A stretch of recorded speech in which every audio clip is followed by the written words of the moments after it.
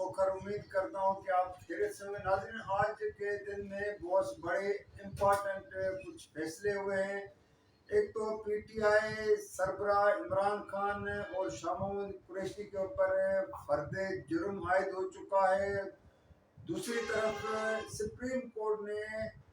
فوجی عدالتوں میں سویلین کا جو ٹرائل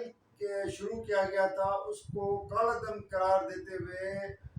عام عدالتوں میں کیسز کے حوالے سے ایک اہم فیصلہ جاری کیا ہے۔ تو اس پر تفصیلاً بات کرنے سے پہلے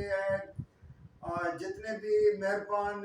ناظرین دوست جن لوگوں نے ابھی میرے اس ویلاگ کو فیس بک پر اور یوٹیوب پر جو ہے جوائن کیا ہے، تو میں ان سے ریکویسٹ کرتا ہوں، جو میری ہمیشہ ریکویسٹ ہوتی ہے کہ آپ اس کو لائک بھی کیجیے گا، شیئر بھی کیجیے گا، سبسکرائب بھی کیجیے گا ضرور، اور کمنٹس میں جو ہے نا آپ اپنے جو ہے نا وہ خیالات کا اظہار کرتے ہیں تو میں اس کا جواب بھی دیتا ہوں۔ تو ناظرین، اب بات یہ ہے کہ پہلے تو سپریم کورٹ کے سینئر ترین موسٹ جج اعجاز الحسن کی سربراہی میں 5 رکنی بینچ نے 9 اور 10 مئی کو جو لاہور میں کور کمانڈر ہاؤس اور دیگر جگہوں پہ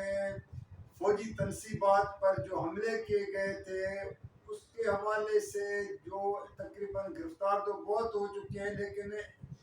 103 کے قریب پی ٹی آئی کے کارکنان اور بعض رہنماؤں کے اوپر فوجی عدالتوں میں جو کیس چلانے کا سلسلہ شروع ہوا تھا، اور یہ جب چیف جسٹس عمر عطا بندیال تھے تو اس وقت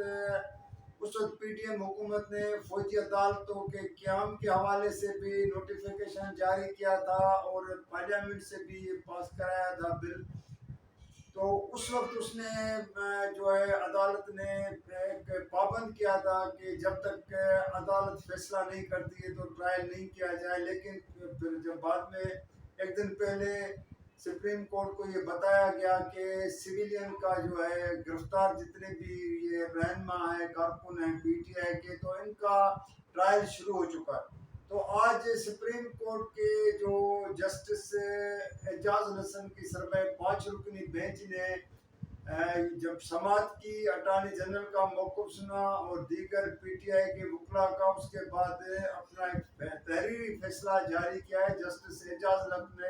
اعجاز الحسن نے یہ فیصلہ جو پڑھ کر سنایا ہے، اس میں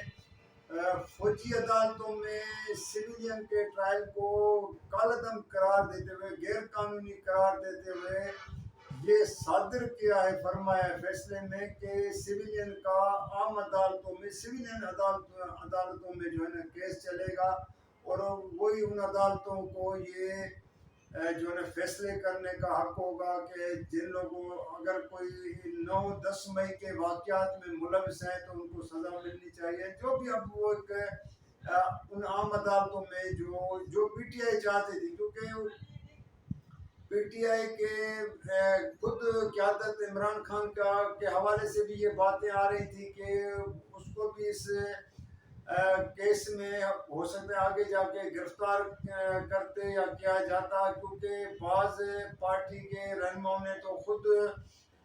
عمران خان کے اوپر ایک واحدہ ماہ گواہ کے طور پہ جو ہے نا اپنے بیانات دیے تھے، جس کے بعد یہ ایک تاثر آ رہا تھا، مل بھی رہا تھا، کس حد تک صحیح بھی تھا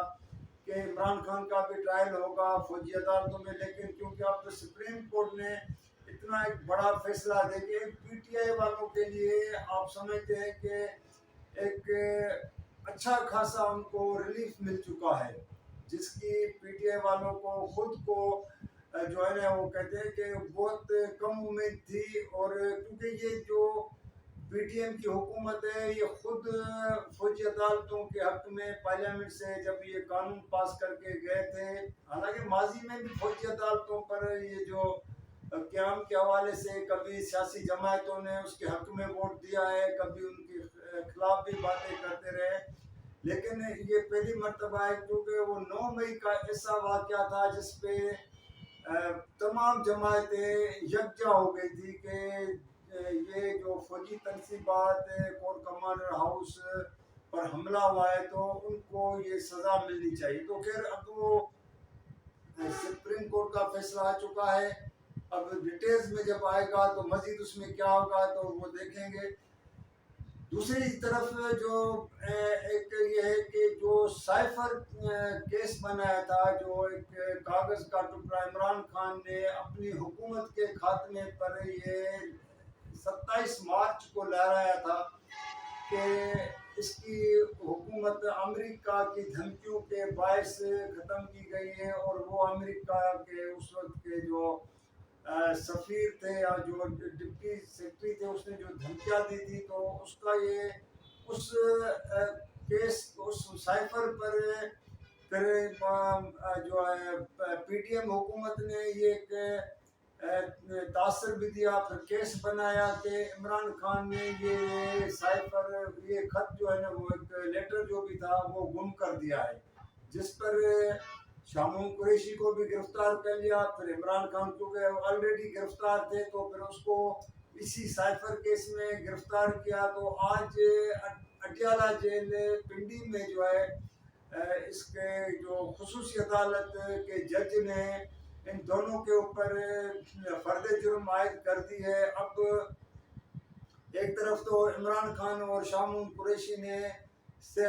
جرم سے انکار کر دیا ہے، اور ان لوگوں نے یہ ماننے سے انکار کیا ہے کہ ہم نے کوئی ایسا جرم کیا ہی نہیں ہے. ٹھیک ہے، کیونکہ اب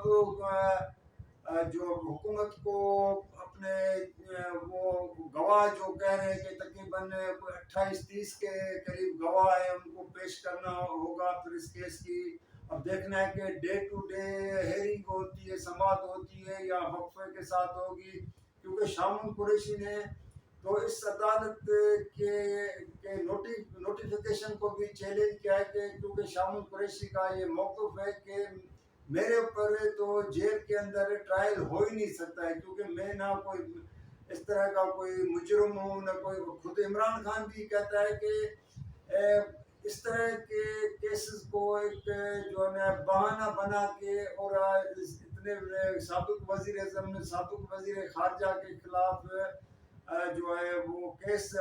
جیل میں چلایا جائے. اسلام آباد ہائی کورٹ کا یہ فیصلہ تھا کہ کیونکہ عمران خان کی سیکیورٹی کا مسئلہ ہے، حالانکہ اس کو اتنا وہ جو ہے سیکیورٹی یہ تو گورنمنٹ کا کام ہوتا ہے، جیل انتظامیہ کا کام ہوتا ہے کہ جو قیدی جس کو عدالتوں میں پیش کرنا ہوتا ہے یہ ان کی سیکیورٹی فراہم کرنا، وہاں کی جو لوکل انتظامیہ ہوتی ہے ان کا یہ کام ہوتا ہے. اب اس کو بہانہ بنا کے جیل میں پھر اس کیس کو یا اس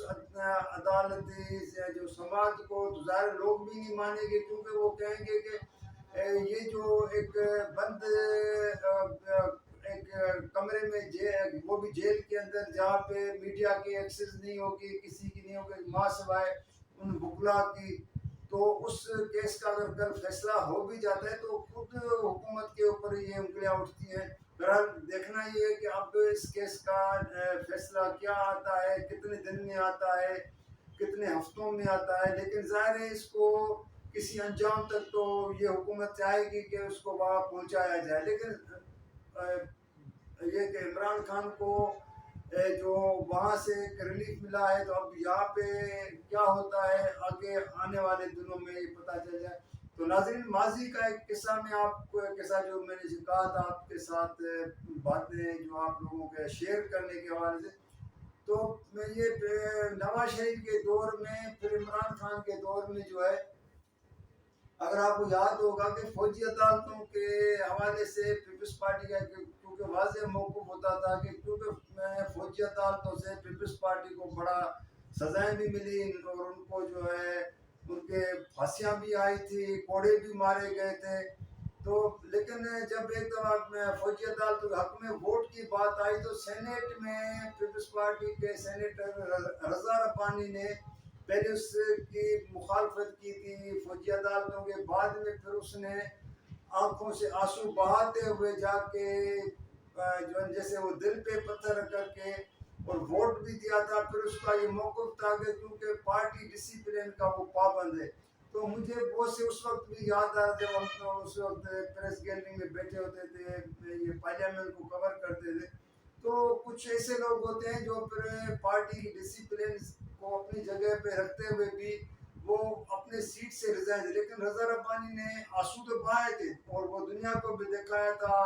اور گیلری میں میڈیا سمیت سب کو وہ اس نے تھوڑی دیر کے لیے حیران بھی کر دیا، لیکن ووٹ فوجی عدالتوں کے حق میں دیا تھا۔ تو ناظرین بس یہی آپ لوگوں کے ساتھ بات شیئر کرنی تھی، تو اگلی ویڈیو پر کسی اور موضوع کے ساتھ آپ لوگوں سے بات کروں گا، تو جب تک کے لیے اجازت دیجیے گا، اللہ حافظ۔